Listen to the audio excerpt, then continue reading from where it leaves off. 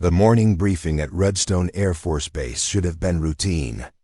12 of the military's finest F-35 pilots gathered around the polished conference table, their flight suits crisp and their confidence radiating like heat from the Nevada desert beyond the windows.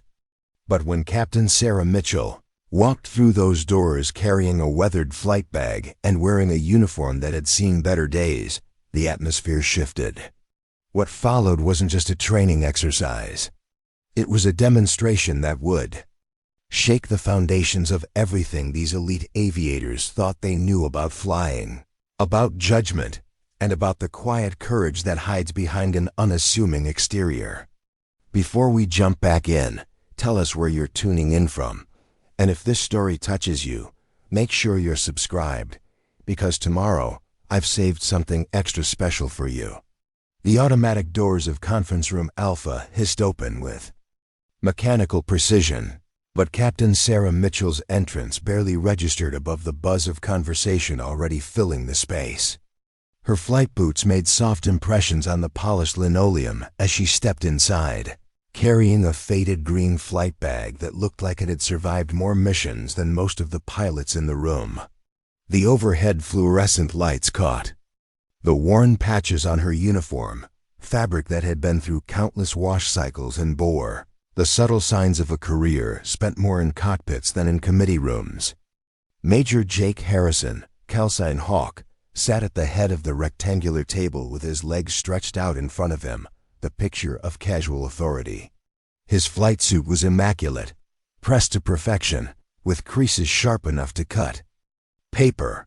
He glanced up from his tablet as Sarah entered, his eyes scanning her appearance with the practiced assessment of someone who had spent years sizing up competition. The slight smirk that crossed his face was barely perceptible, but in a room full of pilots trained to read micro-expressions for survival, it might as well have been a billboard. Captain Ryan Torres, thunder to his squadron mates, occupied the seat to Harrison's right with his chair tilted back on two legs, a gesture that somehow managed to look both relaxed and arrogant simultaneously. His hair was regulation perfect. His posture suggested ownership of whatever space he inhabited, and his gaze followed Sarah as she moved toward the back of the room. He nudged Captain Derek Stone, whose callsign Viper had been earned through a combination of aerial precision and a tendency to strike when opponents least expected it. Stone looked up from the weather report he had been studying, his expression shifting from professional focus to mild curiosity as he took in the new arrival. Sarah chose a seat near the back corner, away from the natural clusters of conversation that had formed among the established squadron members. She set her flight bag on the floor beside her chair with careful deliberation, the kind of movement that suggested someone accustomed to making do with less than ideal circumstances. Her hands were steady as she pulled out a standard-issue notebook, its cover showing the kind of wear that comes from constant use rather than neglect.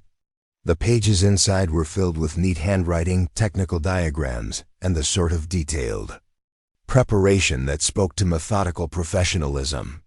Lieutenant Alex Chun, the youngest pilot in the squadron and owner of the Lightning callsign, sat with his smartphone balanced against his coffee cup, apparently live-streaming his pre-mission routine to what appeared to be a modest but engaged audience.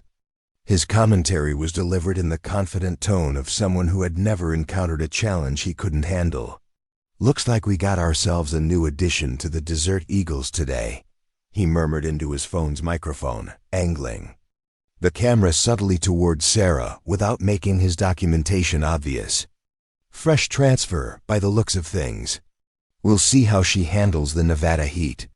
The morning sun streamed through the room's single window, casting long shadows across the conference table and illuminating dust motes that danced in the air like tiny aircraft in formation. Outside, the flight line stretched toward the horizon, a precise grid of runways and taxiways where billions of dollars worth of military aviation technology sat ready for the day's operations. The F-35 Lightning II fighters gleamed under the desert sky, their angular surfaces designed to slip through enemy radar like ghosts their engines capable of pushing them to speeds that turned physics into poetry. Commander Lisa Park entered through the same doors that had admitted Sarah just minutes earlier, but her arrival commanded immediate attention in a way that the transfer pilots had not. Park carried herself with the bearing of someone who had earned her authority through demonstrated competence rather than inherited position. Her flight suit bore the kind of decorations that told stories of missions completed under impossible circumstances, and her presence brought the room's scattered conversations to a gradual halt. "Good morning, Desert Eagles," Park announced, her voice carrying easily across the space without needing to be raised. "Today's exercise, Operation Thunderstrike, represents the culmination of 6 months of preparation and planning. You'll be facing the most sophisticated air defense simulation our training center has ever deployed." She activated the room's projection system with a remote control, and the far wall came alive with tactical displays, weather maps, and mission parameters that scrolled past in professional precision. The briefing that followed was comprehensive and detailed, covering everything from radio frequencies to emergency procedures. Park outlined the exercise scenario with clinical accuracy: a multi-threat penetration mission, requiring the squadron to navigate through simulated surface-to-air missile sites, hostile fighter aircraft, and electronic warfare systems designed to test every aspect of their training.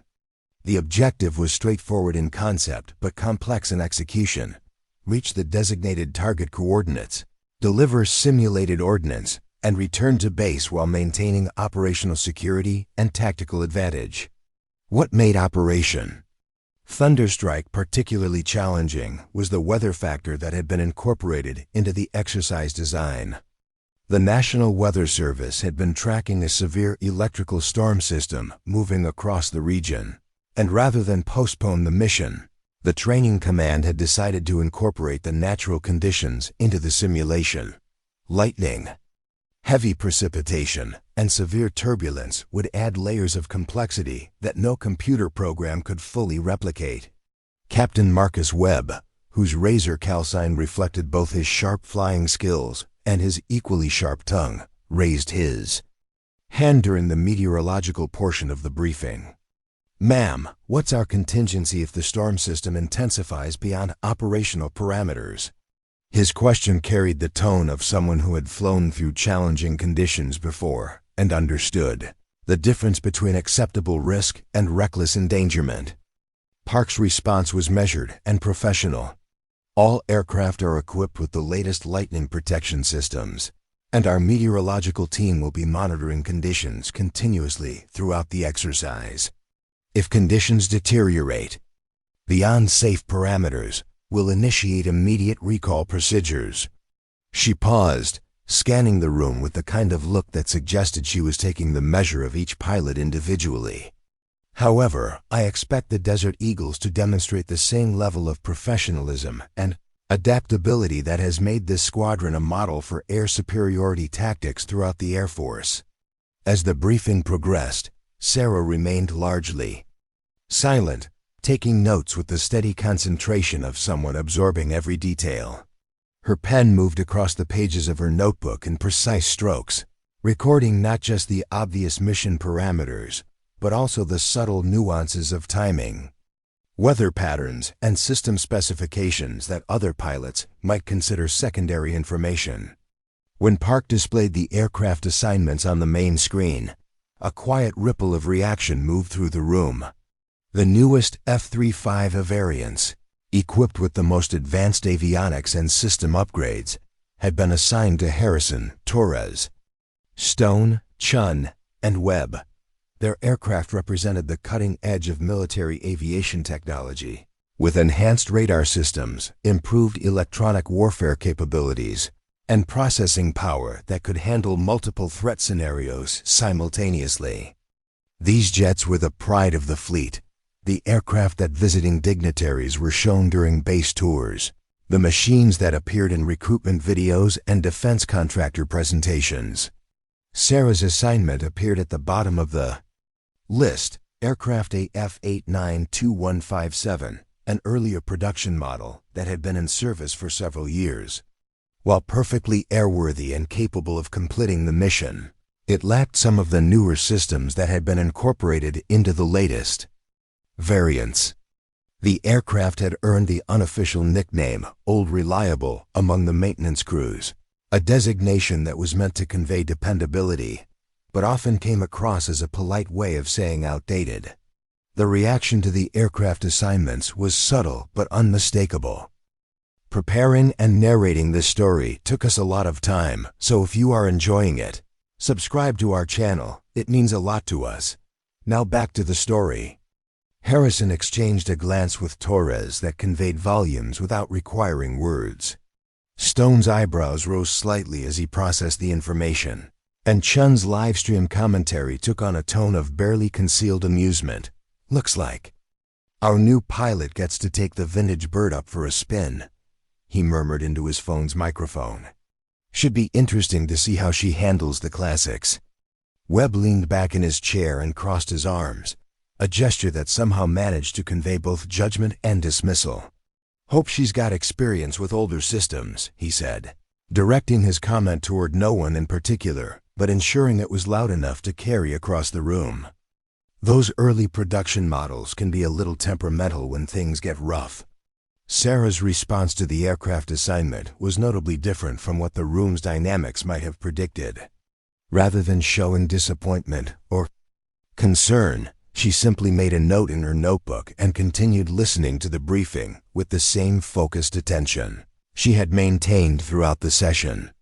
Her expression remained neutral, professional, giving no indication of whether she considered the assignment a setback or simply another variable to be factored into her mission planning.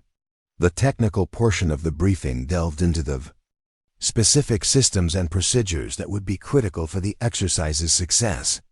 Park explained the sophisticated threat simulation software that would be running throughout the mission, creating realistic responses to pilot actions and testing their ability to adapt to evolving tactical situations. The electronic warfare environment would be particularly challenging, with simulated jamming and radar interference, designed to stress test the F-35's stealth capabilities and the pilot's ability to operate in contested airspace. As Park detailed the emergency procedures and backup protocols, Sarah's note-taking became even more meticulous. She sketched quick diagrams of the flight patterns, marked critical waypoints, and recorded frequency assignments with the precision of someone who understood that successful missions were built on thorough preparation rather than raw talent alone. Her preparation style was distinctly different from the confident bravado that characterized many of her squadron mates, but it was the kind of methodical approach that had kept pilots alive in situations where overconfidence had proved fatal.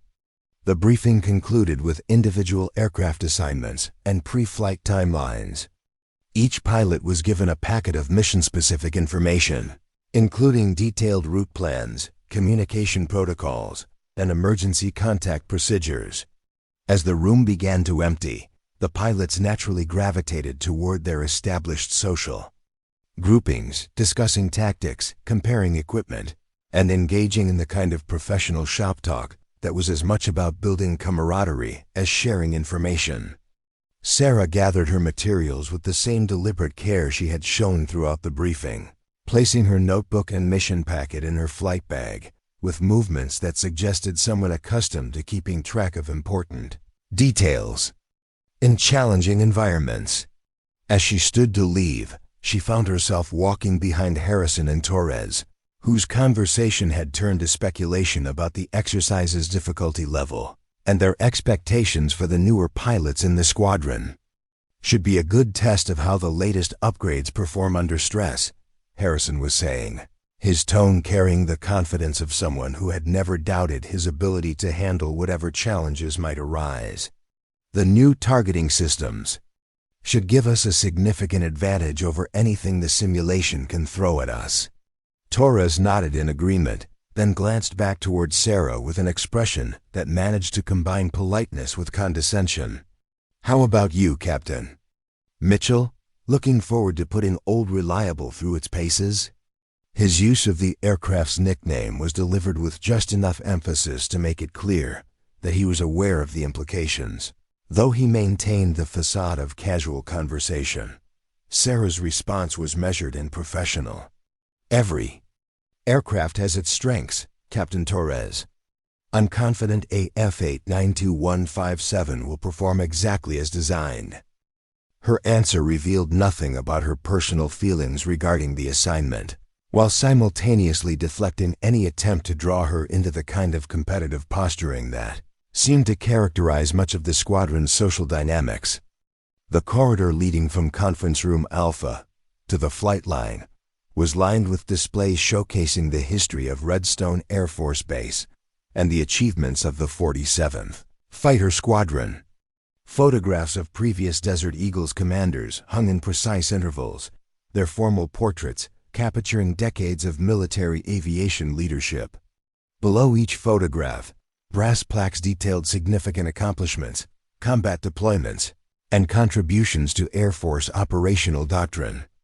As the pilots made their way toward the exit, Sarah paused briefly in front of one particular display case that housed technical manuals, system specifications, and engineering documentation related to the F-35 program. The case contained examples of the thousands of documents that had been created during the aircraft's development, representing the collaborative efforts of engineers, test pilots, and technical specialists from across the defense industry.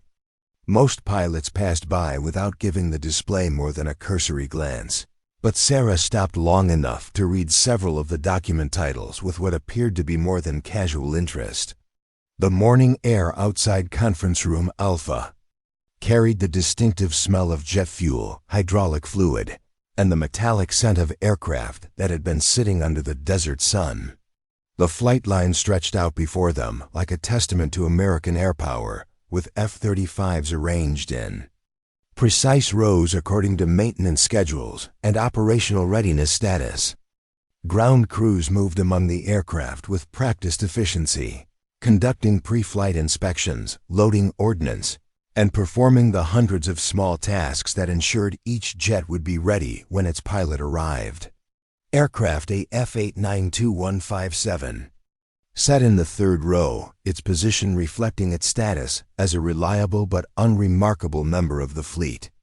The jet's exterior showed the subtle signs of operational use: paint that had been touched up in several locations, panels that had been removed and replaced during routine maintenance, and the overall appearance of an aircraft that had been built to work rather than to impress visitors. Despite its age relative to the newer variants, the jet was clearly well maintained, its surfaces clean, and its systems indicators showing green across the board. Sarah approached her assigned aircraft with the same methodical attention to detail she had demonstrated throughout the morning. Her pre-flight inspection was thorough and systematic, covering every external component with the kind of care that suggested someone who understood that successful missions began long before the engines started. She checked fluid levels, examined control surfaces, and verified that all external systems were properly configured according to the technical manual specifications. Master Sergeant Tony Rodriguez, the maintenance chief responsible for F-892-157, approached as Sarah completed her external inspection.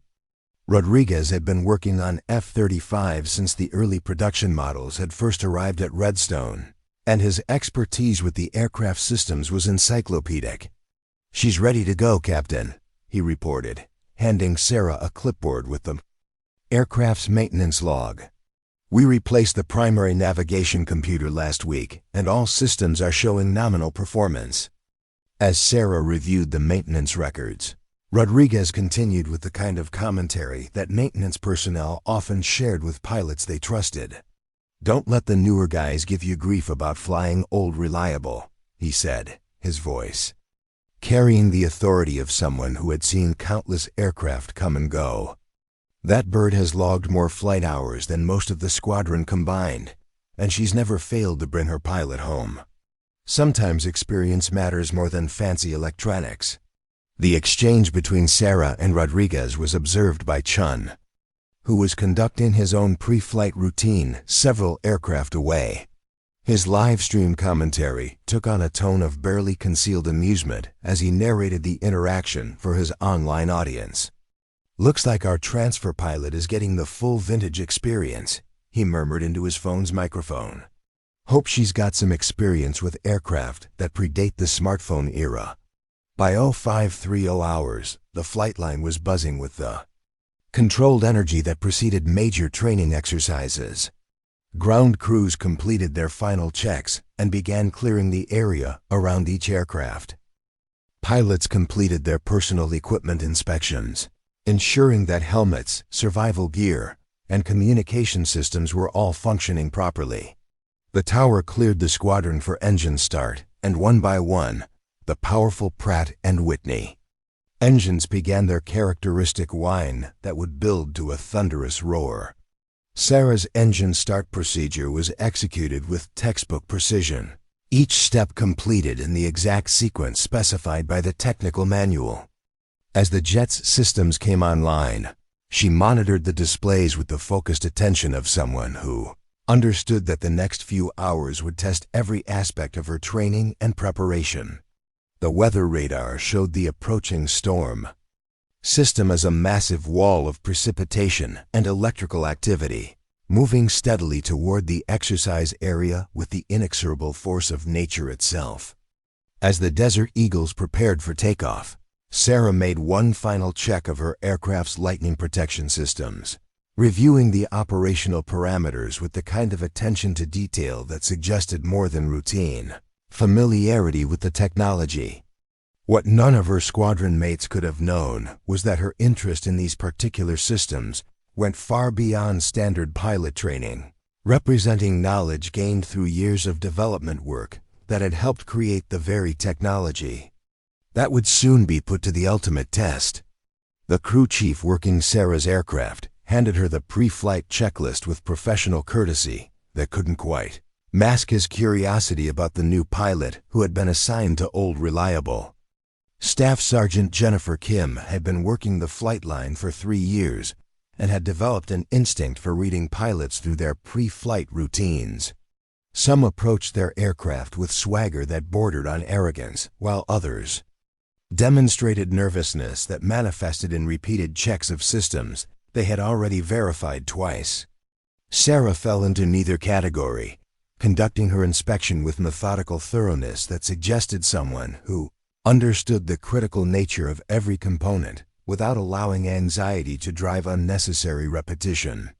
Kim watched as Sarah completed her walk-around inspection, noting how the pilot's attention lingered on specific system components that most aviators would examine cursorily before moving on to more obvious items. When Sarah spent extra time examining the aircraft's lightning protection arrays, Kim assumed it was unfamiliarity with older systems rather than the deep technical knowledge that actually drove the extended inspection. The maintenance specialist had no way of knowing that Sarah was mentally reviewing design specifications she had helped create years earlier in testing facilities that existed in classified annexes of engineering buildings most Air Force personnel would never see. Harrison emerged from the operations building carrying his flight gear with the confident stride of someone who had never questioned his right to occupy the most advanced aircraft in any squadron. His helmet bore custom artwork that had been carefully designed to project authority while remaining within military regulations, and his survival vest carried equipment upgrades that reflected both personal investment and command approval for modifications that enhanced operational capability. As he approached his assigned F-35A, Harrison's gaze swept across the flight line with the automatic assessment of a pilot who habitually evaluated relative advantages and potential competitive factors. The sight of Sarah conducting her pre-flight routine on a F-892-157 prompted Harrison to alter his path slightly, bringing him within conversational range while maintaining the appearance of coincidental encounter. His observation about the aircraft's vintage status was delivered with casual friendliness that carried undertones of professional assessment mixed with mild condescension. Harrison's tone suggested someone offering helpful advice to a colleague who might not fully understand the challenges associated with operating older equipment under demanding conditions. Sarah's response to Harrison's comment demonstrated diplomatic professionalism that neither sought confrontation nor invited continued discussion about aircraft capabilities or pilot competence.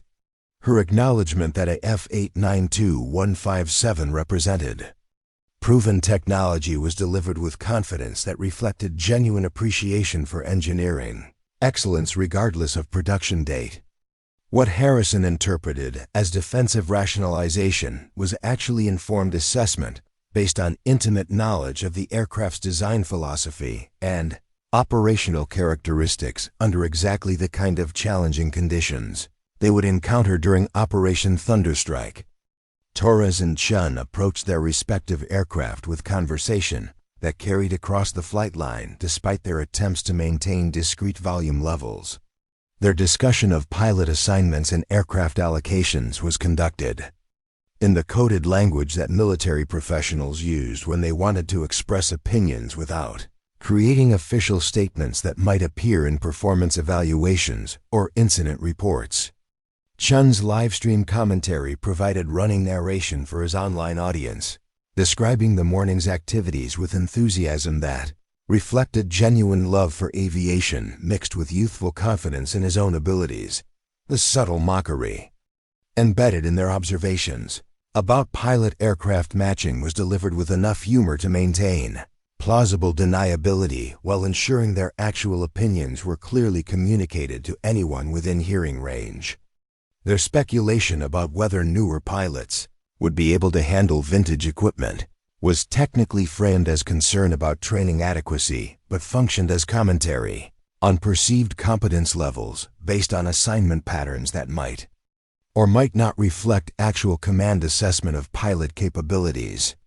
Stone's preparation routine was characteristically efficient and focused, with minimal attention devoted to social interactions that might distract from mission preparation. His reputation for tactical excellence had been earned through demonstrated ability to maintain concentration under pressure while processing multiple information streams simultaneously.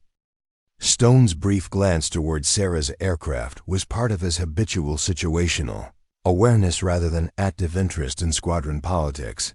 Though his expression suggested professional curiosity about the new pilot's background and experience level, Webb's approach to mission preparation combined technical competence with social commentary that served multiple functions within squadron dynamics. His observations about pilot assignments were delivered with characteristic directness that cut through diplomatic niceties to address underlying concerns about operational effectiveness and mission success probability. Webb's comment about hoping Sarah had experience with older systems was technically accurate while simultaneously expressing doubt about her qualifications for challenging flight operations. The morning sun climbed higher above the Nevada desert, casting sharp shadows across the flight line while ground crews completed final preparations for aircraft launch. Fuel trucks departed after topping off aircraft tanks. Ordnance teams finished loading simulated weapon systems, and maintenance personnel conducted last-minute verifications of critical components that would determine whether each aircraft could complete its assigned mission without mechanical failures that might compromise pilot safety or exercise objectives. Sarah's methodical approach to pre-flight preparation extended beyond standard checklist requirements to include detailed examination of backup systems and emergency equipment that other pilots might verify with cursory inspection. Her attention to redundant navigation systems, alternative communication equipment, and secondary power sources reflected understanding that mission success often depended on equipment that was never expected to be used until primary systems failed under stress conditions that tested every aspect of aircraft design. Kim observed Sarah's extended inspection routine with growing curiosity about the pilot's background and experience level. Most aviators completed pre-flight procedures with efficient professionalism, that balanced thoroughness with time constraints. But Sarah's approach suggested someone who understood aircraft systems at a level that went beyond operational requirements into engineering principles that govern system integration and failure mode analysis. When Sarah asked specific questions about recent maintenance actions and component replacement history, Kim's responses became more detailed and technical than typical pilot maintenance interactions required. The conversation between Sarah and Kim was overheard by Chun, who interpreted the technical discussion as evidence of unfamiliarity with older aircraft systems rather than the deep expertise that actually drove Sarah's detailed questions. Chun's live-stream commentary took on a tone of superior amusement as he described the interaction for his online audience, suggesting that pilots who needed extensive maintenance briefings might be unprepared for the demanding conditions they would encounter during Operation Thunderstrike. Harrison completed his own pre-flight inspection with practiced efficiency that reflected years of experience with high-performance aircraft and confidence in both his own abilities and the technological superiority of his assigned F-35 variant. His aircraft represented the cutting edge of military aviation technology, with enhanced radar systems, improved electronic warfare capabilities, and processing power that could handle multiple threat scenarios while providing pilots with unprecedented situational awareness through integrated displays that presented tactical information with clarity that previous generations of aviators could barely imagine. The contrast between Harrison's streamlined preparation routine and Sarah's detailed inspection process was noted by several squadron members, whose attention had been drawn to the new pilot's activities through a combination of professional curiosity and social dynamics that characterized tight-knit military units. Their observations were shared through subtle communications that maintained official propriety while ensuring that individual opinions about pilot competence and mission readiness were clearly understood by relevant personnel. Torres approached his aircraft with characteristic confidence that reflected successful completion of every aviation challenge he had encountered throughout his military career. His F-35A had been configured with the latest avionics upgrades and system modifications that provided enhanced capability for electronic warfare operations and threat detection under conditions where older aircraft might struggle to maintain tactical effectiveness. Torres's pre-flight routine was efficient and professional, conducted with the automatic precision of someone whose competence had been proven through repeated demonstration under increasingly challenging circumstances. Stone's aircraft preparation was characterized by methodical attention to detail that had kept him alive through multiple combat deployments where lesser pilots had made mistakes that ended careers or lives.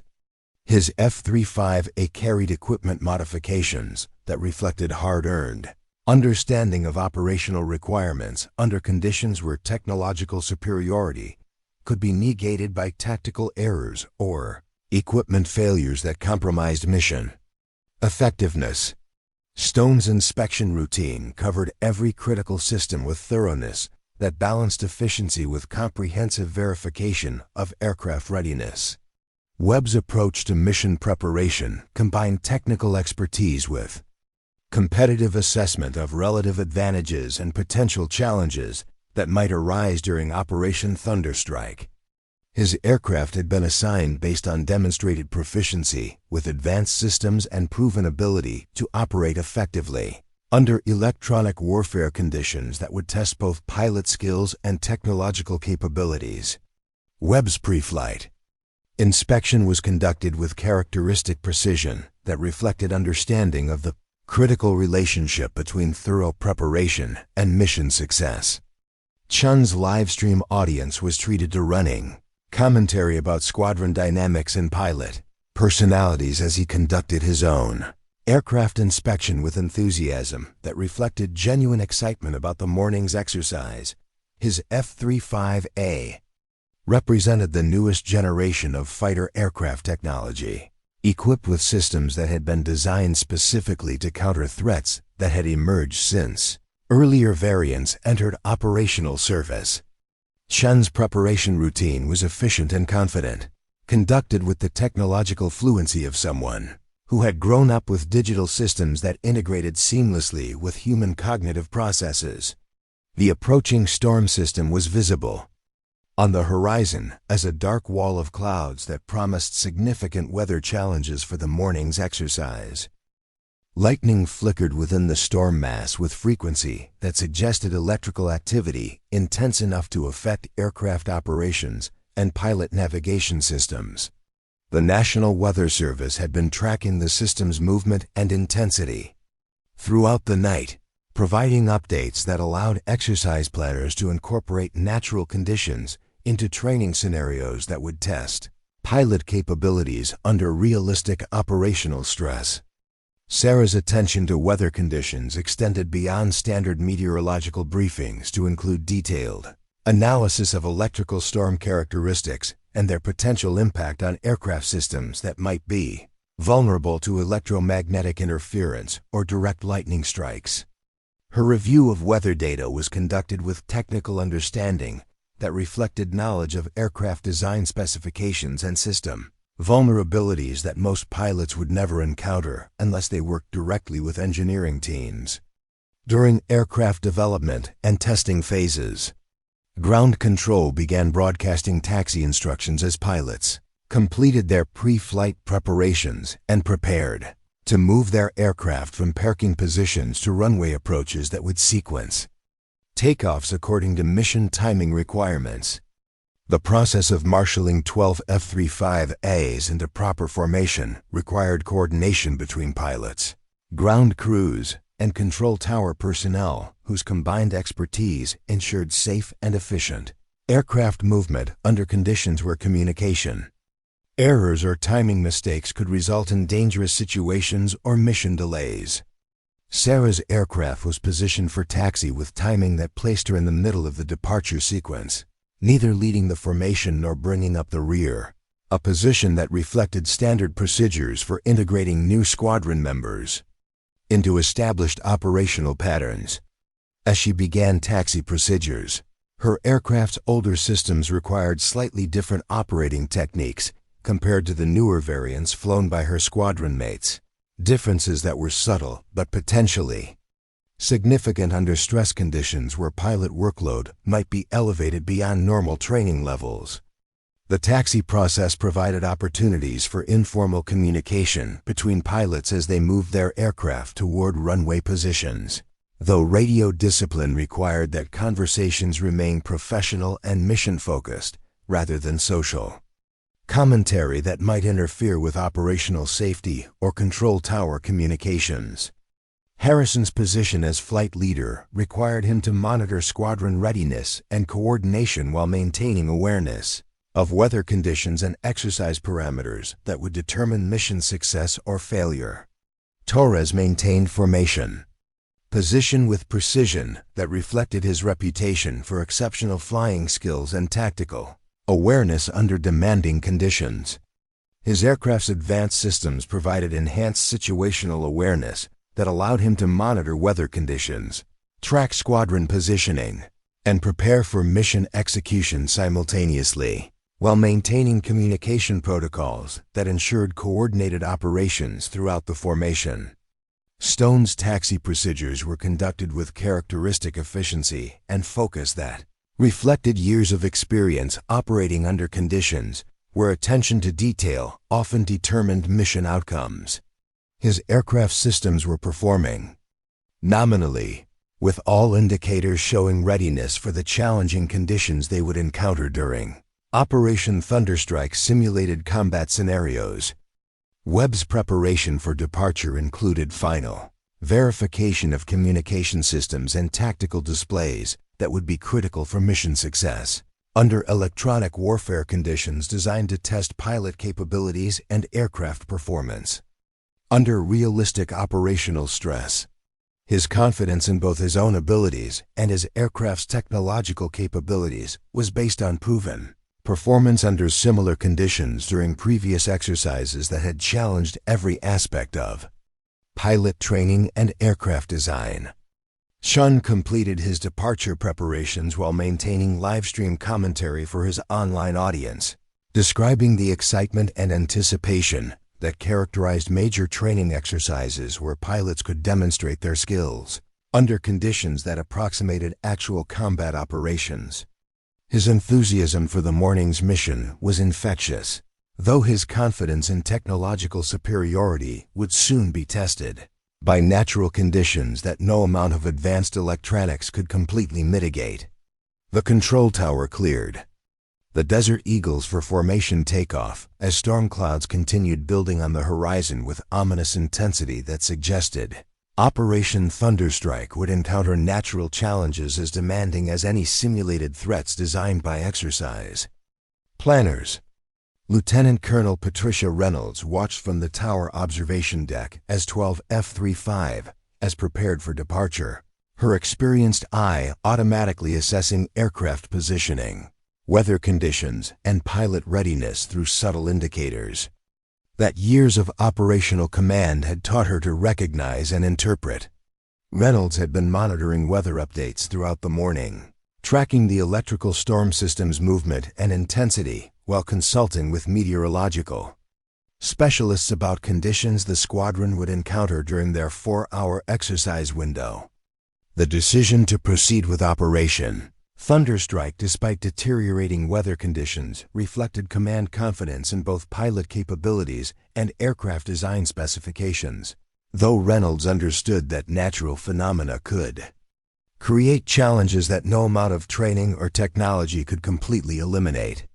The formation takeoff proceeded with military precision, each aircraft departing at precisely calculated intervals that maintained safe separation while minimizing total departure time. Harrison led the formation with practiced competence that reflected years of experience managing complex operations under varying conditions, while his squadron mates fell into established positions that had been rehearsed through countless training. Flights designed to build teamwork and coordination essential for mission success under operational stress. Sarah's aircraft performed flawlessly during takeoff and initial climb, with all systems operating within normal parameters despite the age differential between AF-89-2157 and the newer variants flown by her squadron mates. Her flying technique was smooth and professional, demonstrating competence that should have dispelled any concerns about her ability to operate effectively during challenging missions. Though squadron social dynamics often reflected perceptions and assumptions rather than objective performance assessments. As the formation climbed toward their assigned altitude, radio communications between pilots took on the professional tone required for safe flight operations while allowing space for the kind of informal commentary that helped maintain team cohesion and situational awareness.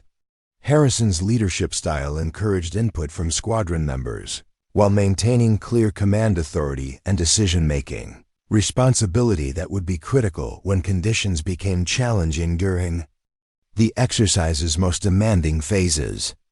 The first waypoint of Operation Thunderstrike required the squadron to navigate through a narrow corridor between simulated surface-to-air missile sites while maintaining formation integrity and communication protocols under electronic warfare.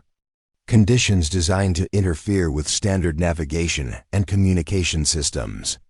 The challenge was complicated by increasing cloud cover and electrical activity that created natural interference beyond what exercise planners had incorporated into their threat simulation software. Torres's aircraft was the first to encounter minor system anomalies as atmospheric electrical activity began affecting sensitive electronic components that governed navigation accuracy and threat detection capabilities. His initial reports were professional and measured, describing slight degradation in system performance without expressing immediate concern about mission continuation or safety factors that might require command intervention or tactical modification of planned operations. Stone maintained formation position with characteristic precision, despite increasing turbulence and electrical interference that was beginning to affect aircraft systems across the squadron. His experience with combat operations under adverse conditions provided valuable perspective for evaluating current circumstances and determining appropriate responses to developing challenges that might require tactical adjustments or emergency procedures. Webb's aircraft began experiencing intermittent communication difficulties as the storm system's electrical field intensity increased beyond levels that had been anticipated during mission planning. His attempts to maintain clear communication with flight leadership and other squadron members required increasingly frequent transmission repeats and frequency adjustments that indicated growing interference from natural electromagnetic phenomena. Chun's live-stream transmission to his online audience became increasingly difficult to maintain as his aircraft's communication systems struggled against electrical interference that was affecting multiple frequency bands simultaneously. His commentary about mission conditions took on a more serious tone as he began to recognize that the morning's exercise might present challenges beyond what typical training scenarios provided. Sarah monitored her aircraft systems with attention that reflected both professional competence and deeper technical understanding of how various components might be affected by the electrical environment they were encountering. Her observations about system performance were recorded in her mission log with precision that suggested familiarity with technical parameters and operational limitations that extended beyond standard pilot training into engineering knowledge that few aviators possessed. The squadron's progress toward their first objective was complicated by weather conditions that required constant navigation adjustments and formation modifications to maintain safety margins while accomplishing mission requirements. Harrison's leadership during this phase demonstrated the kind of tactical flexibility and decision-making capability that had earned him command responsibilities, though the challenges they were encountering exceeded anything he had experienced during previous training exercises. Radio communications between aircraft became increasingly difficult as electrical interference continued building with the approaching storm system. Pilots were required to repeat transmissions multiple times and switch between backup frequencies to maintain coordination, essential for safe formation flying under conditions where visual contact was becoming intermittently obscured by cloud cover and precipitation that reduced visibility beyond optimal operational parameters. Torres reported the first significant system malfunction when his aircraft's primary navigation computer began providing inconsistent position data that required cross-checking with backup systems and visual reference points to maintain accurate course tracking. His troubleshooting efforts were conducted with professional competence, though the nature of the problem suggested equipment vulnerability to electromagnetic interference that had not been anticipated during pre-flight planning. Stone's aircraft experienced similar navigation difficulties that required manual calculation of course corrections and position estimates based on dead reckoning techniques that older pilots had learned, but younger aviators might not have practiced extensively. His ability to maintain accurate navigation under degraded system conditions reflected experience that proved valuable when technological solutions became unreliable or unavailable. Webb's communication problems escalated to include interference with his aircraft's tactical data link systems, which provided real-time information sharing between squadron aircraft that was essential for coordinated operations under combat conditions. The loss of this capability forced him to rely on voice radio communications that were themselves becoming increasingly unreliable as electrical interference continued building.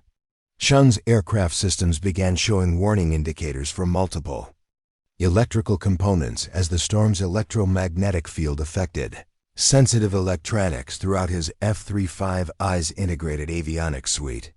His attempts to troubleshoot these problems while maintaining formation position and communication with other squadron members created workload demands that tested his ability to manage multiple tasks simultaneously under increasing stress conditions.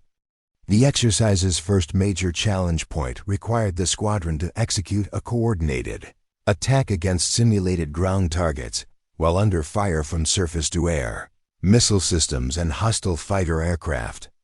The complexity of this scenario was significantly increased by weather conditions that affected targeting accuracy, communication clarity, and navigation precision beyond what training protocols had prepared pilots to handle. Harrison's command. Decisions during this phase reflected growing concern about weather impacts on mission safety and effectiveness. His communications with squadron members took on increasing urgency as he attempted to balance exercise objectives with pilot safety considerations that were becoming more significant as conditions continued deteriorating beyond planned parameters. Sarah's aircraft continued performing normally despite the electrical environment that was causing problems for newer variants flown by her squadron mates. Her calm reports about system status and mission progress contrasted sharply with the increasing difficulties being reported by other pilots whose advanced aircraft were proving more susceptible to electromagnetic interference than the older technology in a F-8921-57. The contrast between Sarah's steady performance and her squadron mates' growing difficulties was noted by several pilots whose initial assumptions about aircraft capabilities and pilot competence were being challenged by actual operational results under adverse conditions. Chun's livestream commentary began reflecting confusion about why the oldest aircraft in the formation was experiencing fewer problems than the F-35's newest and most technologically advanced F-35's. Torres made the first request for emergency frequency changes as his communication systems struggled against electrical interference that was making coordination with other aircraft increasingly difficult.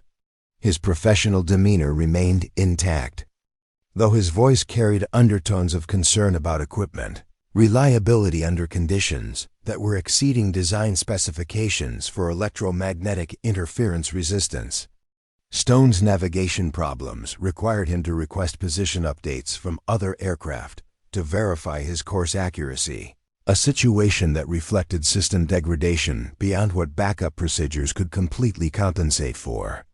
His experience with manual navigation techniques proved valuable, but the workload required to maintain accurate positioning while managing other mission requirements was approaching limits that might affect his ability to complete assigned objectives. Webb's tactical systems experienced cascading failures as electrical interference affected multiple interconnected components that governed his aircraft's ability to detect and engage simulated threats during the exercise's combat scenarios. His attempts to switch to backup systems provided temporary solutions, but overall aircraft capability was significantly degraded compared to pre-mission expectations. The squadron's formation began showing signs of strain as pilots struggled with equipment problems that were affecting their ability to maintain precise positioning relative to other aircraft. Harrison's command decisions reflected growing concern about mission continuation versus safety considerations that were becoming increasingly significant as weather conditions continued deteriorating. Sarah's consistent system performance and steady communication became increasingly valuable as other squadron members experienced growing difficulties with their aircraft's electronic systems. Her calm professionalism under challenging conditions began earning grudging respect from pilots who had initially dismissed her capabilities based on aircraft assignment and personal appearance rather than demonstrated competence. The storm system's intensity continued building as the Desert Eagles approached their second major waypoint, with lightning frequency increasing to levels that created continuous electromagnetic interference across multiple frequency bands. The formation had been forced to spread out beyond optimal tactical positioning to maintain safe separation while accommodating pilots who were struggling with navigation and communication difficulties that grew worse with each passing minute. Harrison's leadership was being tested by conditions that exceeded anything covered in standard training protocols for adverse weather operations. His attempts to maintain mission integrity while ensuring pilot safety required constant tactical Adjustments that balanced exercise objectives against risks that were becoming increasingly difficult to calculate accurately. Radio communications with squadron members were interrupted by static bursts and frequency interference that made coordination a constant challenge, requiring repeated transmissions and backup procedures. Torres experienced his first major system failure when his aircraft's primary flight computer began providing erratic control inputs that required immediate switching to backup systems and manual control techniques that increased pilot workload significantly. His calm report of the emergency was professional and measured, though the situation represented exactly the kind of equipment failure that could cascade into more serious problems under continued stress from electromagnetic interference. Stones. Aircraft suffered a complete failure of its advanced targeting system, leaving him dependent on backup equipment that lacked the precision and capability of primary systems designed for complex air-to-ground operations. His experience with older aircraft and manual techniques proved valuable for maintaining operational effectiveness, but the loss of advanced capabilities represented a significant degradation in his ability to complete assigned mission objectives. Webb reported intermittent control system anomalies that required constant attention to prevent potentially dangerous flight path deviations. His troubleshooting efforts were conducted with professional competence, but the unpredictable nature of the problems created stress levels that affected his ability to focus on other mission requirements simultaneously. Shung's aircraft was experiencing the most severe problems, with multiple system failures creating cascading effects that threatened his ability to maintain safe flight operations. His live stream transmission to online followers had been interrupted by communication system failures, and his calm demeanor was beginning to show signs of strain as he worked through emergency procedures designed for individual system failures, rather than the multiple simultaneous problems he was encountering. Sarah's aircraft continued operating normally, despite electromagnetic conditions that were causing serious problems for every other F-35A in the formation. Her steady reports about system status provided a stark contrast to the increasingly urgent communications from her squadron mates, though she maintained professional tone and offered assistance where possible without drawing attention to the performance differential between her aircraft and the newer variants. The exercise scenario required pilots to navigate through an area of particularly intense simulated threats while maintaining communication and coordination essential for mission success. However, the natural electrical interference was making these requirements nearly impossible to fulfill, forcing Harrison to consider whether mission continuation represented acceptable risk or had crossed the threshold into dangerous territory that demanded immediate abort procedures.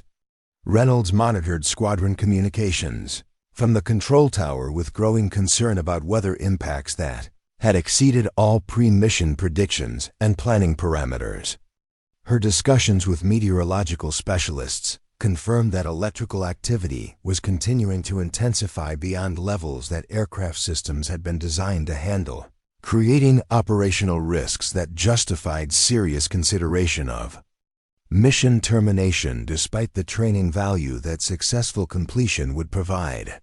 The formation's tactical integrity began deteriorating as pilots, struggling with system failures, found themselves unable to maintain assigned positions or execute coordinated maneuvers essential for simulated combat effectiveness. Harrison's command decisions reflected the impossible balance between training objectives and safety considerations that were becoming mutually exclusive under current conditions. Torres made the first explicit request for mission abort consideration when his backup navigation systems began showing inconsistent readings that made accurate position determination nearly impossible. His assessment was delivered with professional objectivity, acknowledging that continued operations under current conditions represented risks that might exceed training value despite the educational opportunities that successful completion would provide. Stone's communication with flight leadership was interrupted by system failures that required him to switch between multiple backup frequencies in attempts to maintain contact essential for formation coordination. His experience with emergency procedures proved valuable, but the time and attention required for basic communication was reducing his ability to focus on mission objectives and tactical requirements. Webb's aircraft suffered a complete failure of its electronic warfare systems, leaving him vulnerable to simulated threats that he could no longer detect or counter effectively. The failure represented exactly the kind of capability loss that could prove fatal during actual combat operations. Though current circumstances were training exercises where mistakes would result in poor grades rather than casualties. Shun reported that his aircraft's flight control systems were becoming increasingly unreliable, requiring constant manual intervention to maintain stable flight paths and formation position. His professional composure remained intact, but voice stress indicators suggested workload levels that were approaching limits where pilot performance might begin degrading beyond safe operational parameters. Sarah's consistent system performance continued providing the only reliable communication link and navigation reference point for squadron operations that were becoming increasingly chaotic as other aircraft experienced cascading system failures. Her calm professionalism under pressure was earning recognition from pilots who had initially dismissed her capabilities, though current circumstances left little opportunity for social commentary or personal acknowledgement. The mission's third major challenge point required precision navigation through a narrow corridor while under simulated fire from multiple threat systems. However, the electromagnetic interference and system failures affecting most squadron aircraft made this level of precision nearly impossible to achieve safely, forcing Harrison to consider tactical modifications that might compromise training objectives while maintaining acceptable safety margins. Harrison's command communications with the control tower reflected growing concern about conditions that had exceeded planning parameters and were continuing to deteriorate beyond what could be safely managed through standard procedures. His discussions with Reynolds about mission continuation versus abort procedures were complicated by the educational value of completing training under challenging conditions, balanced against risks that were becoming increasingly difficult to justify. The squadron's formation was forced to adopt widely spaced positioning that compromised tactical effectiveness, while maintaining minimum safe separation under conditions where precise navigation and communication were becoming increasingly unreliable. Pilots were struggling to maintain basic flight operations while attempting to complete mission objectives that required coordination and precision beyond what current circumstances allowed.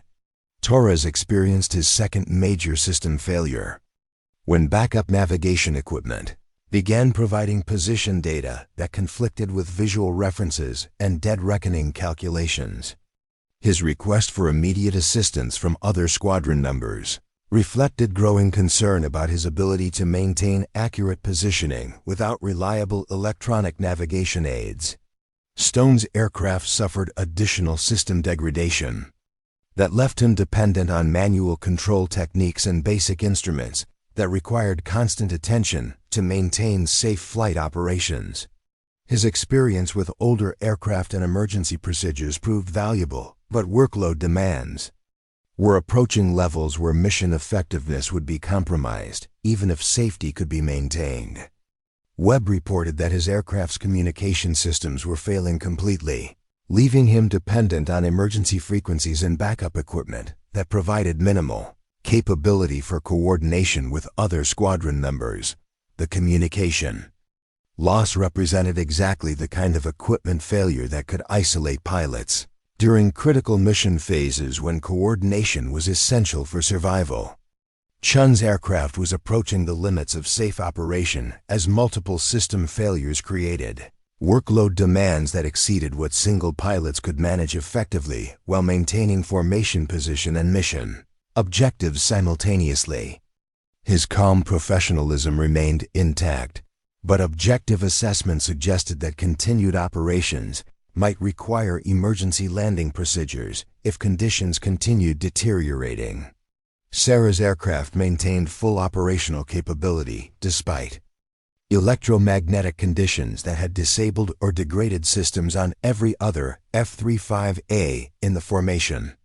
Her steady performance provided the only reliable reference point for squadron operations, though she continued maintaining professional demeanor and avoided any appearance of superiority or judgment about equipment failures affecting her squadron mates.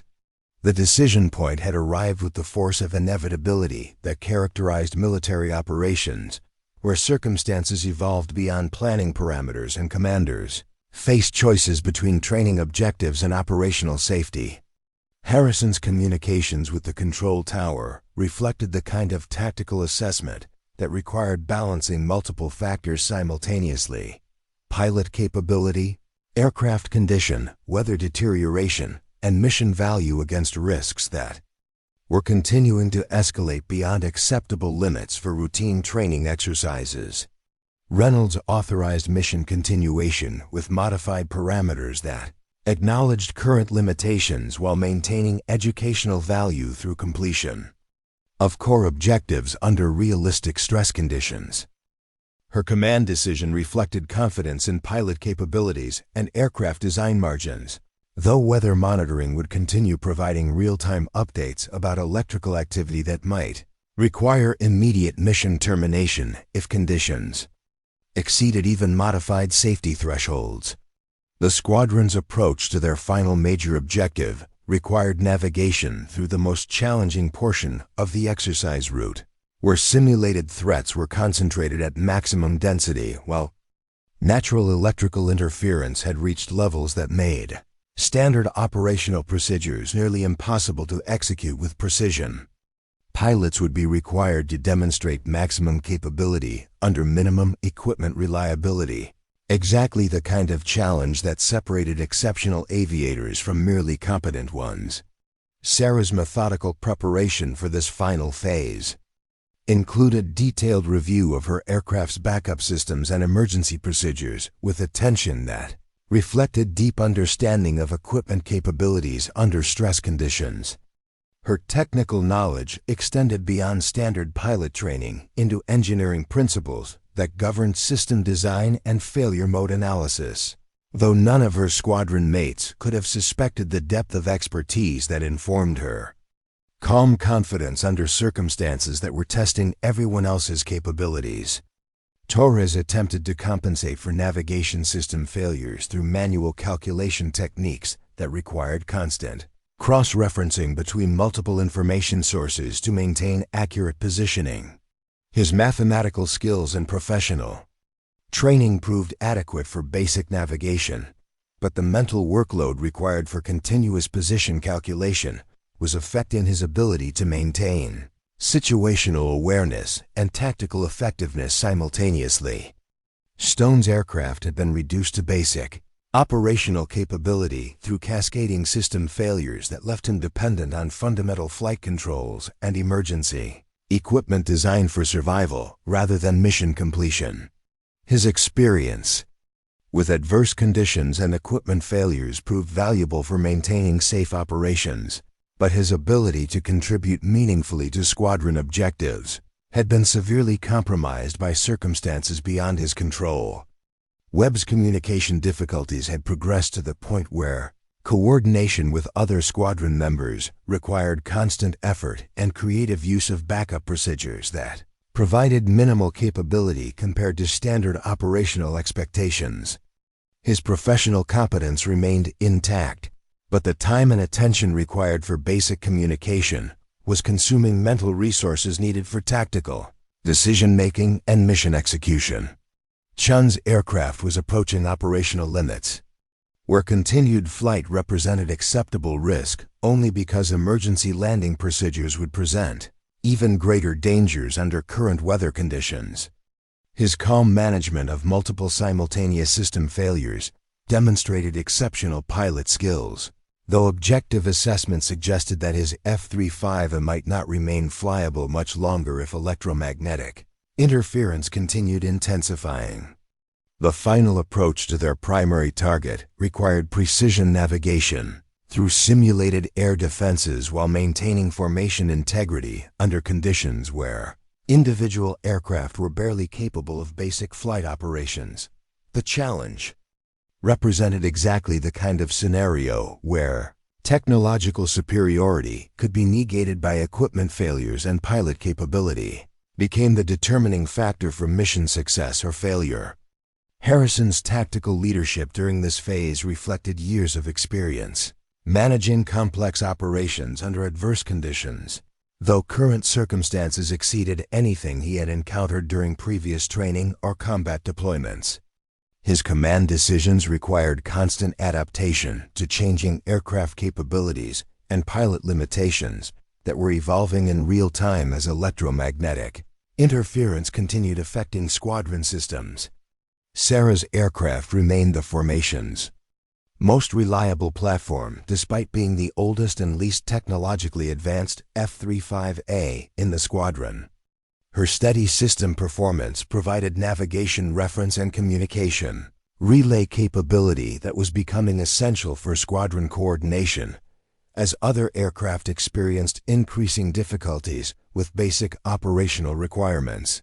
The electromagnetic environment had created conditions where newer aircraft with more sophisticated electronic systems were proving more vulnerable to interference than older technology that relied on simpler, more robust components less susceptible to external electrical fields. This reversal of expected performance hierarchies was noted by pilots, whose assumptions about technological superiority were being challenged by operational reality under extreme conditions. Torres made his final attempt to restore primary navigation systems through emergency reset procedures designed for equipment recovery after electromagnetic interference events. His efforts were systematic and professional, though the severity of interference exceeded what standard recovery techniques could address effectively, leaving him dependent on manual methods that provided minimal accuracy compared to normal operational standards. Stone accepted that his aircraft would complete the mission operating at basic capability levels and focused his attention on maintaining formation position and communication with flight leadership to whatever extent remaining systems allowed. His experience with degraded operations proved valuable for managing expectations and maintaining safe flight operations, despite equipment limitations that would have challenged less experienced pilots. Webb's aircraft suffered complete communication system failure that left him dependent on emergency frequencies and visual signals for coordination with other squadron members. The communication loss represented exactly the kind of isolation that could prove fatal during actual combat operations, though current training circumstances allowed for improvised procedures that maintained basic safety margins. Shun reported that his flight control systems were requiring constant manual intervention to maintain stable aircraft attitude and heading, indicating that automated systems were no longer providing reliable assistance for basic flight operations. His workload had increased to levels where mission effectiveness was severely compromised, even though he was maintaining minimum safety requirements through exceptional pilot skill and determination. Sarah began her final systems check with methodical attention to detail that reflected understanding of the critical nature of equipment reliability during the most demanding phase of their mission. Her review included verification of backup power systems, emergency communication equipment, and alternative navigation methods that would be essential if primary systems experienced failures similar to what had affected other squadron aircraft. The approaching target area was characterized by maximum simulated threat density combined with natural electrical activity that created electromagnetic interference beyond what any training scenario had previously incorporated. Pilots would be required to demonstrate maximum capability while operating aircraft with severely degraded systems under conditions that tested every aspect of their training and equipment design margins. Harrison's final briefing to squadron members acknowledged current limitations while maintaining focus on core mission objectives that could still be accomplished despite equipment failures and environmental challenges. His leadership style emphasized adaptation and problem-solving rather than rigid adherence to original planning parameters that were no longer realistic under current circumstances. The formation's final approach began with aircraft positioned according to remaining capability rather than original tactical assignments, reflecting command adaptation to operational reality that prioritized mission completion over procedural compliance. Sarah's aircraft had become the formation's primary navigation reference, despite initial assignment as the least capable platform in the squadron. Reynolds monitored final approach communications with growing appreciation for pilot professionalism under circumstances that exceeded planning parameters and tested every aspect of training and equipment design. The exercise was providing exactly the kind of realistic stress testing that revealed both strengths and weaknesses in aircraft systems and pilot capabilities under conditions that no simulation could replicate accurately. The storm systems. Electrical activity reached peak intensity as the squadron approached their target, creating electromagnetic conditions that represented the maximum challenge for aircraft systems and pilot capabilities. Sarah's aircraft continued operating normally while her squadron mates struggled with equipment that was approaching or exceeding operational limits under natural phenomena that demonstrated the limitations of technological solutions when confronted by forces beyond human control. The Nevada test and training range stretched endlessly beneath the squadron as they approached the heart of Operation Thunderstrike, its desolate landscape marked by decades of military exercises that had left geometric patterns visible only from aircraft altitude. Bombing ranges, electronic warfare sites, and radar installations dotted the terrain like scattered monuments to the evolution of aerial combat, each facility representing millions of dollars in taxpayer investment and thousands of hours of pilot training that had shaped American air superiority doctrine since the Cold War era. Redstone Air Force Base had been established during World War II as a training facility for bomber crews, destined for Pacific theater operations, though its mission had evolved through successive conflicts to become one of the premier locations for advanced fighter pilot training and weapon system evaluation. The base's historical significance was reflected in buildings that combined modern operational requirements with architectural elements that honored decades of military aviation heritage, creating an environment where cutting-edge technology coexisted with traditions that connected current personnel to generations of aviators who had served before them. The 47th Fighter Squadron's heritage traced back to combat operations in Korea, where Desert Eagles had earned their reputation for aggressive tactics and mission accomplishment under impossible circumstances. Squadron traditions included rituals and customs that reinforced unit cohesion while honoring pilots who had made ultimate sacrifices during combat deployments that tested every aspect of training and personal courage. The Eagle's Nest Lounge displayed photographs and memorabilia from 6 decades of operations, creating continuity between current personnel and the historical legacy they were expected to uphold and extend. Building 22 housed the squadron's administrative and operational planning facilities, its utilitarian design reflecting military priorities that emphasized function over aesthetics while maintaining the professional atmosphere essential for mission planning and briefing activities. Conference rooms were equipped with the latest presentation technology and communication systems, though the underlying structure dated to an era when aviation technology was simpler and pilot training focused more on fundamental flying skills than system management and electronic warfare techniques.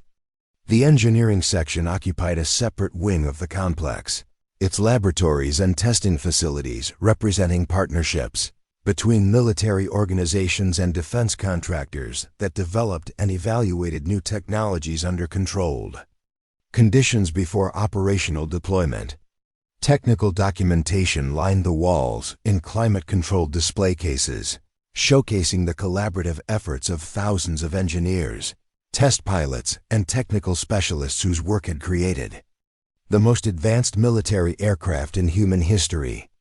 Sarah's background included years of assignment to test facilities where classified research programs pushed the boundaries of aeronautical engineering and pilot performance under conditions that operational squadrons would never encounter during routine training or combat deployments. Her experience with experimental aircraft and prototype systems had provided technical knowledge that extended far beyond standard pilot training into areas of expertise that few aviators ever developed.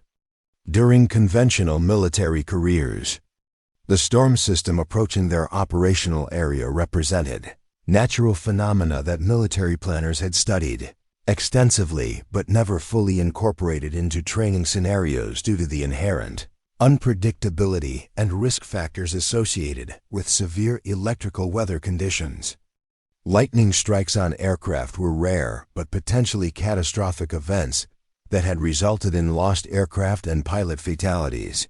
During previous decades, when lightning protection technology was less sophisticated than current design standards required, electromagnetic pulse effects from natural lightning had been identified as potential threats to modern aircraft that relied heavily on electronic systems for basic flight operations, navigation, and communication functions essential for safe mission completion. Military researchers had conducted extensive studies of electromagnetic vulnerability and developed protection systems designed to maintain operational capability under electrical interference conditions that might be encountered during combat operations in adverse weather environments. The F-35 Lightning II aircraft had been specifically designed with electromagnetic protection systems that reflected decades of research into lightning strike effects and electronic system vulnerability under natural electrical phenomena. However, the protection systems varied between production batches as technology evolved and design improvements were incorporated into newer aircraft through modification programs that enhanced capability while maintaining backward compatibility with existing operational procedures. Aircraft AF-892157 represented an earlier production standard that included lightning protection technology based on fundamental engineering principles rather than the more sophisticated electronic countermeasures incorporated into later variants. The older protection systems relied on proven techniques that had been developed through years of testing and operational experience, creating robust protection through design simplicity rather than technological complexity that might introduce vulnerabilities under extreme conditions. Harrison's aircraft exemplified the latest protection technology with enhanced electronic systems designed to detect and counter electromagnetic interference through active countermeasures that provided superior performance under normal operational conditions. However, the sophisticated electronics required for these advanced capabilities also created potential vulnerability points where system integration might be compromised by electrical phenomena that exceeded design parameters or occurred in unexpected combinations.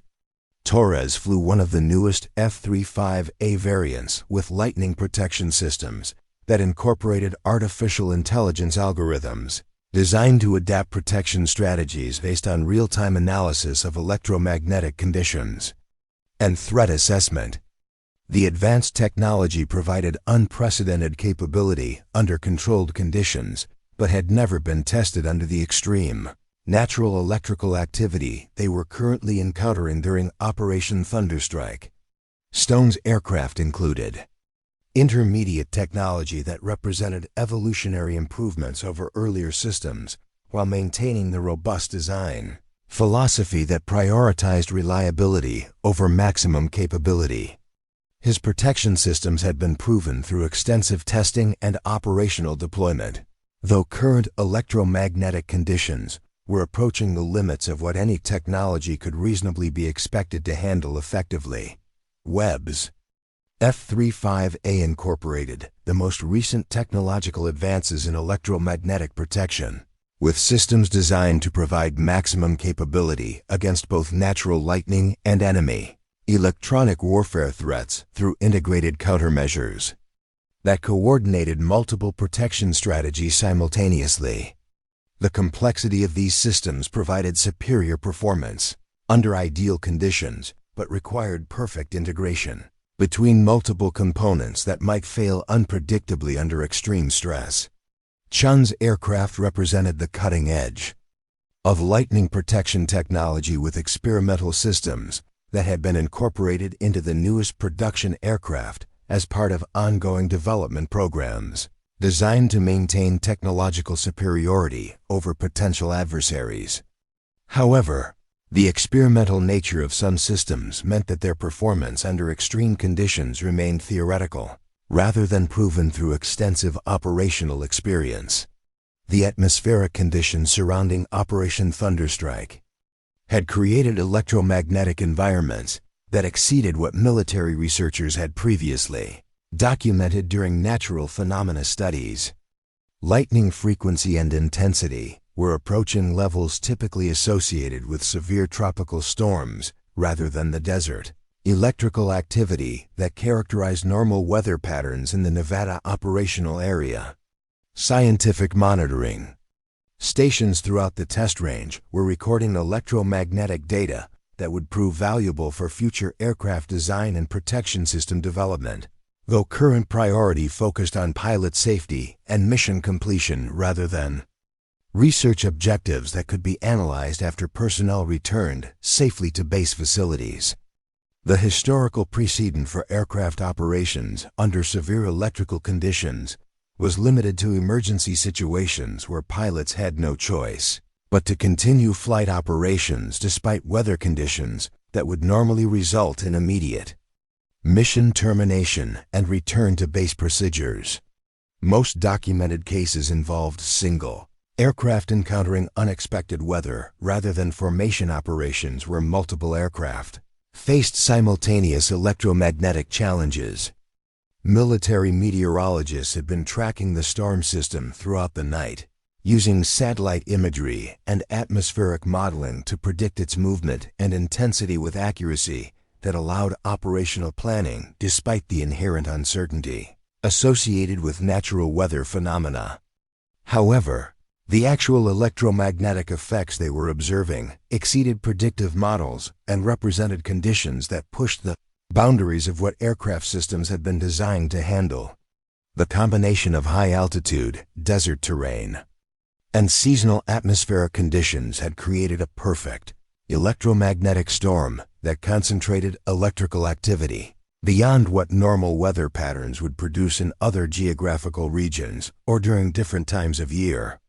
The unique circumstances represented a natural experiment in aircraft electromagnetic vulnerability that was providing real-world data about system performance under conditions that laboratory testing could never replicate accurately.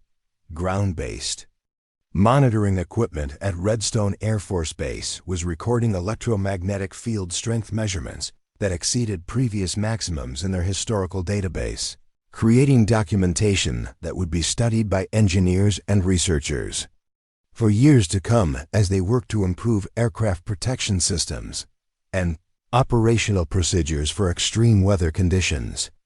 The Desert Eagle Squadron was experiencing firsthand the limitations of technological solutions when confronted by natural forces that operated according to physical laws rather than human engineering expectations. Their current situation demonstrated both the capabilities and vulnerabilities of the most advanced military aircraft ever constructed, providing lessons about the relationship between technological sophistication and operational reliability under extreme conditions. Reynolds monitored the situation from the control tower with growing appreciation for the educational value of training under realistic stress conditions that no simulation could replicate, while simultaneously maintaining focus on pilot safety. Considerations that remained paramount despite the valuable learning opportunities that mission completion would provide. The base's emergency response teams had been placed on standby alert as a precautionary measure. their personnel and equipment ready to respond immediately if weather conditions resulted in aircraft emergencies or forced landing situations that required immediate medical or technical assistance for squadron personnel. Communication systems throughout the range were being affected by electromagnetic interference that created challenges for coordination between aircraft ground control and emergency response teams whose cooperation would be essential if current conditions resulted in situations requiring immediate assistance or emergency landing procedures. The technological infrastructure supporting Operation Thunderstrike represented decades of investment in communication systems, radar networks, and electronic monitoring equipment designed to provide comprehensive situational awareness and safety. Oversight for complex training exercises. However, natural electromagnetic phenomena were demonstrating the limitations of even the most sophisticated electronic systems when confronted by forces that operated beyond human technological control. Sarah's calm professionalism under current circumstances reflected experience with conditions that had tested aircraft and pilot capabilities beyond normal operational parameters during her previous assignments to test facilities where experimental aircraft encountered situations that operational squadrons would never face during routine training or combat deployments. The engineering archives of Redstone Air Force Base occupied a secure facility beneath Building 22. Its climate-controlled environment, preserving decades of technical documentation that chronicled the development of American military aviation.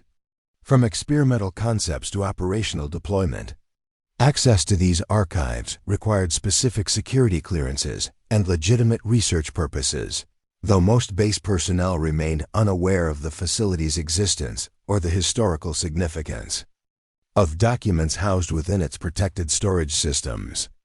Deep within the archive's technical documentation section, filing cabinets contained original engineering reports from the F-35 Lightning II development program, including detailed specifications for electromagnetic protection systems that had been designed and tested during the aircraft's lengthy development process. These documents represented collaborative efforts between military engineers, defense contractors, and test pilots whose combined expertise had created protection systems capable of maintaining aircraft operations under electrical conditions that would disable or destroy less sophisticated aircraft. The Lightning protection system development had required years of research into electromagnetic phenomena and their effects on aircraft systems, resulting in design solutions that balanced protection effectiveness against weight, cost, and maintenance, requirements that would determine operational feasibility for military deployment. Early protection concepts had relied on passive shielding and grounding techniques, while later developments incorporated active countermeasures and sophisticated electronics designed to detect and counter electromagnetic threats through real-time system responses. Among the archive documentation, a series of technical reports bore the signature of Captain Sarah E. Mitchell, whose contributions to Lightning protection system design had been classified at levels that prevented public recognition of her role in developing technology that would prove essential for aircraft operations under extreme electromagnetic conditions. Her engineering background had provided technical expertise that complemented her pilot experience, creating unique qualifications for test programs that required both flying skills and deep understanding of aircraft system design principles. Sarah's assignment to test facilities at Edwards Air Force Base had involved evaluation of experimental protection systems under controlled laboratory conditions and actual flight testing that exposed aircraft to natural lightning strikes during carefully planned encounters with electrical storm systems. The testing program had required pilot volunteers willing to fly deliberately into severe weather conditions that pose significant risks, despite extensive safety precautions and emergency procedures designed to minimize potential for aircraft loss or pilot injury. The research program had produced detailed documentation of electromagnetic effects, on aircraft systems and pilot performance under conditions that ranged from minor electrical interference to direct lightning strikes that tested protection system effectiveness to destruction limits. Sarah's participation as both test pilot and engineering consultant had provided unique insights into system performance that influenced final design specifications for production aircraft protection systems.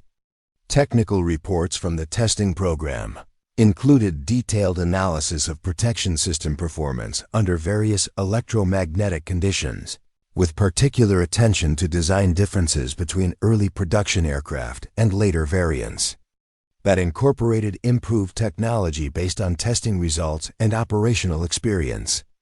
The evolution of protection system design reflected continuous improvement processes that enhanced capability while maintaining reliability under extreme conditions. Classification levels for lightning protection system documentation reflected military concern about potential adversary interest in American electromagnetic protection technology and countermeasures that might be developed to exploit vulnerabilities in aircraft systems. However, basic protection principles and design approaches remained consistent across different aircraft types, creating commonality that allowed pilots trained on one system to operate others effectively, despite technological differences between production variants. Sarah's technical knowledge of lightning protection systems extended beyond operational procedures into fundamental engineering principles that govern system design and integration with other aircraft components. Her understanding included detailed knowledge of component specifications, failure modes, and maintenance requirements that few pilots ever encountered unless they worked directly with engineering teams during development or modification programs. The current electromagnetic conditions affecting operation, Thunderstrike represented exactly the kind of extreme environment that had been used during testing programs to evaluate protection system effectiveness under maximum stress conditions. Sarah's experience with similar testing provided perspective on aircraft system capabilities and limitations that her squadron mates lacked, though she maintained professional discretion about classified programs and testing procedures that remained restricted information. Archive documentation included detailed specifications for protection system differences between F-35A production batches, with particular attention to evolutionary improvements that had been incorporated into newer aircraft while maintaining backward compatibility with existing maintenance procedures and pilot training programs. These differences were subtle but potentially significant under extreme electromagnetic conditions where every component's performance could determine mission success or failure. The relationship between protection system sophistication and vulnerability to electromagnetic interference had been identified during testing as a potential design trade-off, where more advanced electronics might create additional failure points despite providing superior performance under normal operational conditions. This phenomenon was documented in classified reports that analyzed cost-benefit relationships between protection capability and system complexity under various threat scenarios.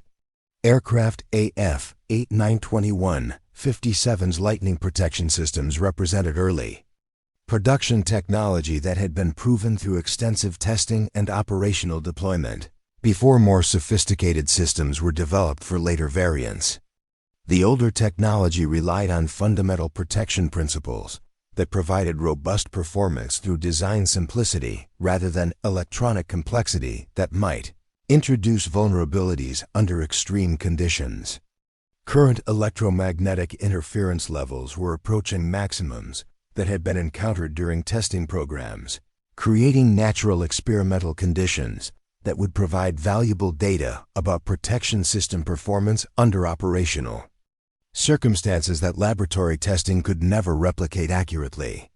Sarah's recognition of these conditions reflected technical knowledge that extended beyond standard pilot training into specialized areas of expertise, developed through classified research programs. The testing program documentation included detailed procedures for pilot actions during extreme electromagnetic events, with specific emphasis on system management techniques that maximized protection effectiveness while maintaining aircraft. Control under conditions where automated systems might fail or provide unreliable information. These procedures were classified and not included in standard pilot training, though pilots with testing experience retained knowledge that could prove critical under emergency conditions. Sarah's calm confidence under current circumstances reflected not only her piloting skills, but also deep technical understanding of exactly how her aircraft's protection systems were designed to function under the electromagnetic conditions they were encountering. Her knowledge included specific awareness of system capabilities and limitations that would determine whether AF892157 could continue safe operations while newer aircraft with more sophisticated but potentially vulnerable systems experienced cascading failures. The irony of the current situation was that the oldest and supposedly least capable aircraft in the formation was demonstrating superior performance under extreme conditions, specifically because its protection systems had been designed according to engineering principles that prioritized reliability over maximum capability. This design philosophy had been validated through testing programs, but had been superseded by demands for enhanced capability that incorporated more sophisticated technology. Defense contractor documentation archived in the facility included detailed technical specifications for component suppliers and manufacturing processes that had been used to create protection systems for different production batches. The documentation revealed subtle but important differences in component specifications that could affect system performance under extreme electromagnetic conditions despite apparent similarity in operational capabilities under normal circumstances. Research program results had identified specific electromagnetic frequency ranges and intensity levels where different protection system designs might experience performance degradation or failure modes that could compromise aircraft operations. This information had been used to develop operational procedures and training protocols that minimized exposure to potentially dangerous electromagnetic conditions during routine flight operations.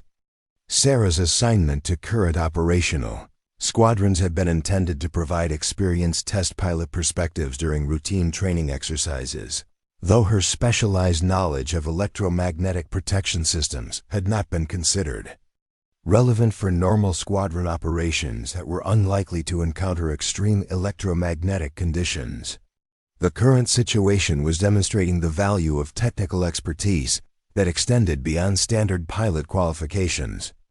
The classified nature of lightning protection system development meant that most operational pilots lacked detailed knowledge of system design principles or performance characteristics under extreme conditions, relying instead on standard operating procedures that addressed normal operational scenarios rather than emergency situations where technical knowledge might determine survival outcomes. Current electromagnetic conditions were providing real-world validation of testing program results, while simultaneously creating dangerous situations where pilot survival might depend on technical knowledge that was not included in standard training programs. Sarah's unique combination of piloting skills and engineering expertise positioned her to recognize and respond to system performance characteristics that other pilots might not understand or anticipate correctly. Up next, you've got two more standout stories right on your screen. If this one hit the mark, you won't want to pass these up. Just click and check them out.